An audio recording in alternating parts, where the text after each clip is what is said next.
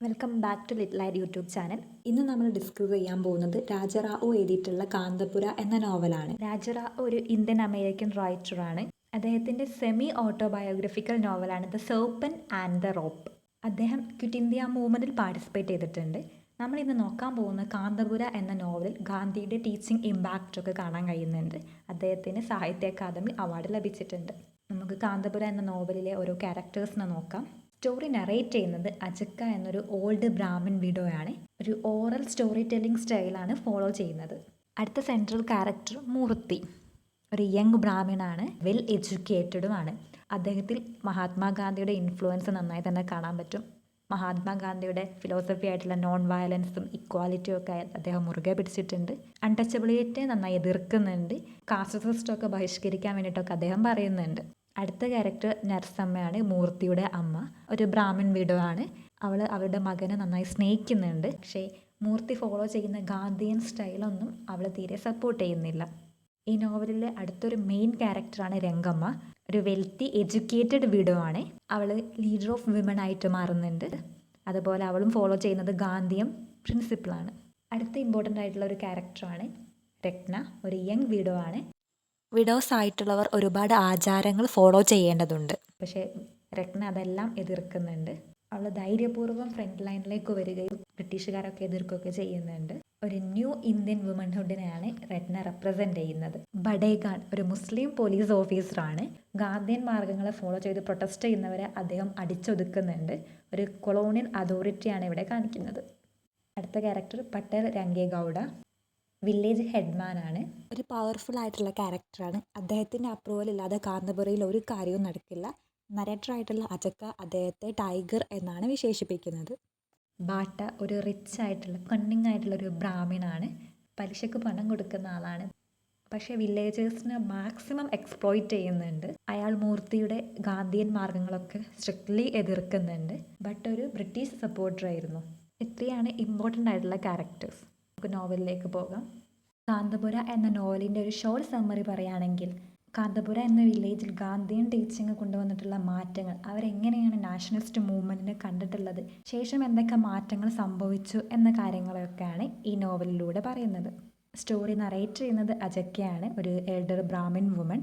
അവർക്ക് ആ വില്ലേജിനെ പറ്റിയിട്ടുള്ള എല്ലാ കാര്യങ്ങളും അറിയാം. അവരവരുടെ വില്ലേജിൻ്റെ ലൊക്കേഷൻ, അവിടുത്തെ ടെമ്പിൾ, അവിടുത്തെ ജാതി, അവരുടെ ഓരോ ആചാരങ്ങൾ, ഇങ്ങനത്തെ കാര്യങ്ങളൊക്കെ പറയുന്നുണ്ട്. പിന്നീട് പറയുന്നത് അവരുടെ കെഞ്ചമ്മ എന്ന ഒരു ഗോഡസിനെ പറ്റിയിട്ടാണ്. അവരുടെ വില്ലേജിനെ പ്രൊട്ടക്റ്റ് ചെയ്തുകൊണ്ടിരിക്കുന്ന ഗോഡസാണ് കെഞ്ചമ്മ. ഇതൊക്കെ ആ വില്ലേജത്തെ കാസ്റ്റ് സിസ്റ്റം ഇൻട്രൊഡ്യൂസ് ചെയ്യുന്നുണ്ട്. അപ്പർ കാസ്റ്റ് ആയിട്ടുള്ള ബ്രാഹ്മിൻസ്, വെൽ എഡ്യൂക്കേറ്റഡ് ആണ് അവർ. പിന്നീട് മിഡിൽ ക്ലാസ്സിനെ ഇൻട്രൊഡ്യൂസ് ചെയ്യുന്നു, പോർട്ടേഴ്സ് ആൻഡ് വ്യൂവേഴ്സ് ആയിട്ടുള്ള മിഡിൽ ക്ലാസ്. പിന്നെ ശേഷം പറയുന്നത് പരിഹാസ്, ഒരു ഔട്ട് കാസ്റ്റ്. ഇവരെ ലോവർ കാസ്റ്റിൻ്റെ അടിയിലാണ് ഇൻട്രൊഡ്യൂസ് ചെയ്യുന്നത്.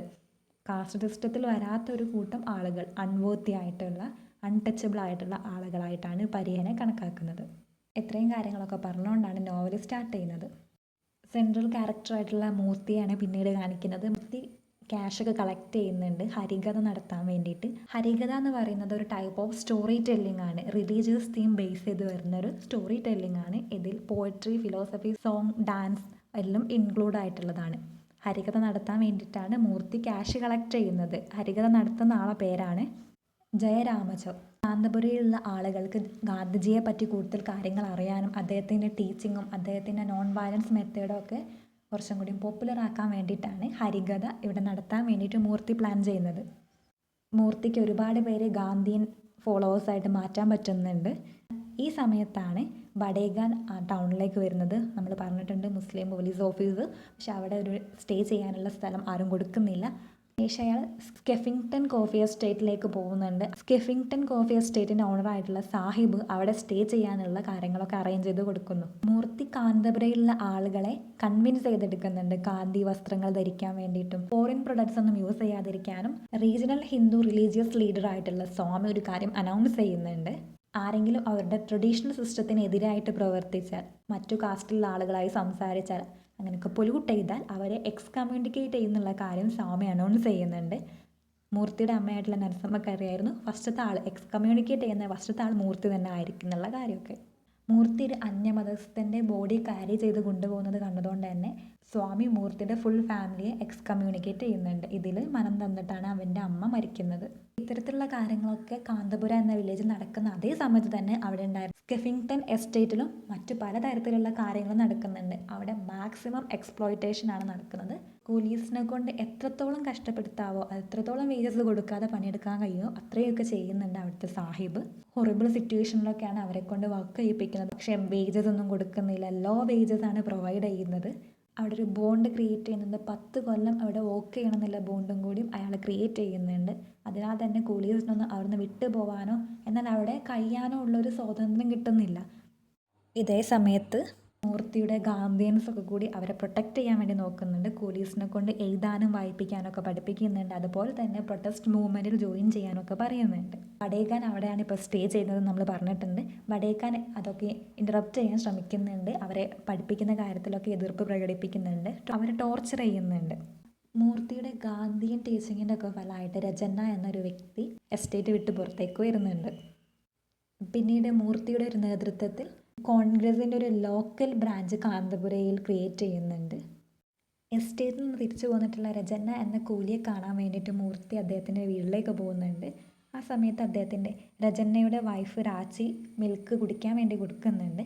പക്ഷേ ഇതുവരെ ബ്രാഹ്മിൺ രീതികളൊക്കെ ഫോളോ ചെയ്ത് വന്നിട്ടുള്ളത് മൂർത്തിക്ക് തന്നെ ഒരു ഡിസ്റ്റർബൻസ് ഫീൽ ചെയ്യുന്നുണ്ട്. കാരണം പരിഹ എന്ന് പറയുന്നത് ഒരു അൺടച്ചബിൾ ആയിട്ടുള്ള കമ്മ്യൂണിറ്റിയാണ്. മൂർത്തിയാണെങ്കിൽ ബ്രാഹ്മണും. പരിഹ കമ്മ്യൂണിറ്റിയായിട്ട് ഇതുവരെ മൂർത്തി അങ്ങനെ ഇടപെട്ടിട്ടൊന്നുമില്ല. അതുകൊണ്ട് തന്നെ ഒരു ഡിസ്റ്റർബൻസ് ഫീൽ ചെയ്യുന്നുണ്ട്. ശേഷം തിരിച്ച് വീട്ടിലേക്ക് വരുന്നു. വീട്ടിൽ തിരിച്ചെത്തിയ സമയത്ത് മൂർത്തിയോട് രംഗമ്മ പറയുന്നുണ്ട് സ്വയം ഒന്ന് പ്യൂരിഫൈ ചെയ്യണം എന്നുള്ള കാര്യം. ഗംഗാവെള്ളം കുടിച്ചതിന് ശേഷം സ്വന്തമായിട്ട് പ്യൂരിഫൈ ചെയ്യണം എന്നുള്ള കാര്യം. ഇവിടെയൊക്കെ നമുക്ക് മനസ്സിലാവുന്നുണ്ട് ഇവരൊക്കെ ഗാന്ധിയൻ ടീച്ചിങ് ഫോളോ ചെയ്യുന്നവരാണെങ്കിലും അവരുടെ ഉള്ളിലൊരു കാസ്റ്റ് സിസ്റ്റം അങ്ങനെ തന്നെ ഉണ്ടെന്നുള്ള കാര്യം. പിന്നീട് നോവലിൽ പറയുന്നത് മൂർത്തി അറസ്റ്റ് ചെയ്യുന്ന പോലീസുകാരെ കാണിച്ചുകൊണ്ടാണ്. മൂർത്തിയും അതുകൂടാതെ ഗാന്ധിയൻ സപ്പോർട്ടറായിട്ടുള്ള വില്ലേജേഴ്സിനെയൊക്കെ അറസ്റ്റ് ചെയ്യുന്നുണ്ട്. പക്ഷേ ഈ മൂർത്തിനെ വെച്ച് ബാക്കി അറസ്റ്റ് ചെയ്തിട്ടുള്ള ആളുകളൊക്കെ റിലീസ് ചെയ്യുന്നുണ്ട്. മൂർത്തിയെ ജയിലിൽ നിന്ന് ഇറക്കാൻ വേണ്ടി ലോയേഴ്സ് അദ്ദേഹത്തെ സമീപിക്കുന്നുണ്ട്. പക്ഷേ അദ്ദേഹം അത് നിരസിക്കുകയാണ് ചെയ്യുന്നത്. സ്പിരിച്വൽ ലീഡേഴ്സും വരുന്നുണ്ട്. ശേഷം അഡ്വക്കേറ്റ് ശങ്കർ കോൺഗ്രസ് കമ്മിറ്റി സെക്രട്ടറിയാണ്. അദ്ദേഹം മൂർത്തിയെ വിസിറ്റ് ചെയ്യുക നാഷണൽ മൂവ്മെൻറ്റിന് അദ്ദേഹത്തിന് ആവശ്യമാണെന്നുള്ള കാര്യമൊക്കെ അറിയിക്കുന്നുണ്ട്. അങ്ങനെ അദ്ദേഹം റിലീസാവുന്നു ജയിലിൽ നിന്ന്.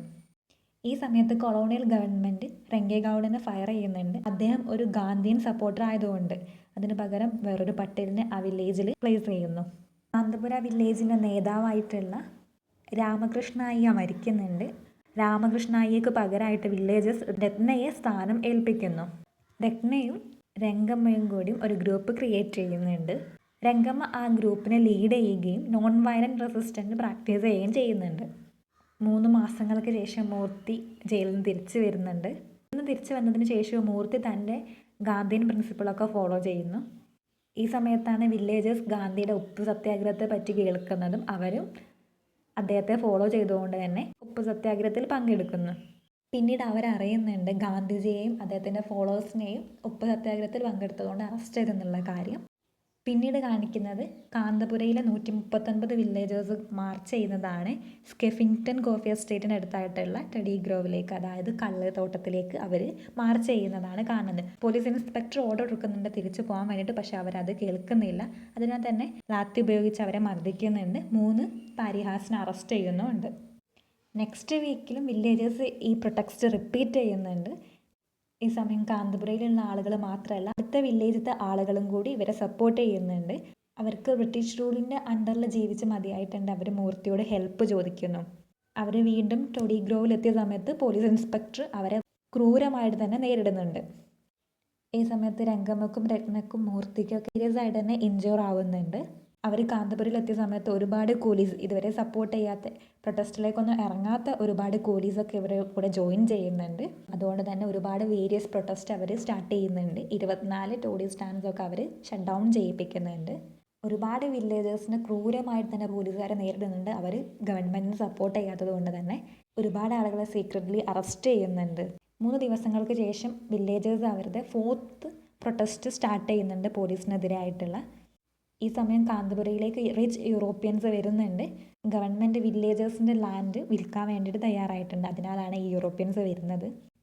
ഈ സമയത്ത് അജക്കയും അതുപോലെ മറ്റു സ്ത്രീകളുടെ ഉള്ളിലൊരു ക്വസ്റ്റ്യൻ വരുന്നുണ്ട്, ഗാന്ധിയുടെ നോൺ വയലൻസ് എത്രത്തോളം വലിക്കും എന്നുള്ള കാര്യത്തിലൊക്കെ. പക്ഷേ ഈ സമയം പോലീസിൻ്റെ അക്രമം വളരെ ക്രൂരമായിരുന്നു. അവർ കാന്തപുര എന്നുള്ള വില്ലേജ് തന്നെ നശിപ്പിച്ചു, ഒരുപാട് ആളുകളെ കൊല്ലുകയും ചെയ്യുന്നുണ്ട്.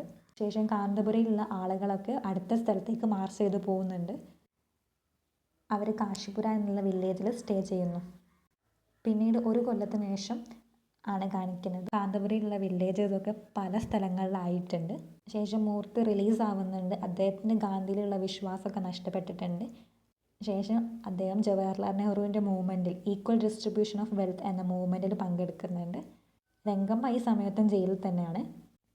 കാന്തപുരയിലേക്ക് മടങ്ങിയിട്ടുള്ള ഒരേ ആൾ റാഞ്ചേ ഗൗഡയാണ്, ആദ്യത്തെ പട്ടേൽ. ഇങ്ങനെയാണ് കാന്തപുര എന്ന നോവൽ എൻഡ് ചെയ്യുന്നത്. ഒന്ന് ഷോർട്ടായി പറയുകയാണെങ്കിൽ, കാന്തപുര എന്ന വില്ലേജ് പീസ്ഫുള്ളി നല്ലൊരു രീതിയിൽ മുന്നോട്ട് പോയിക്കൊണ്ടിരിക്കുകയായിരുന്നു.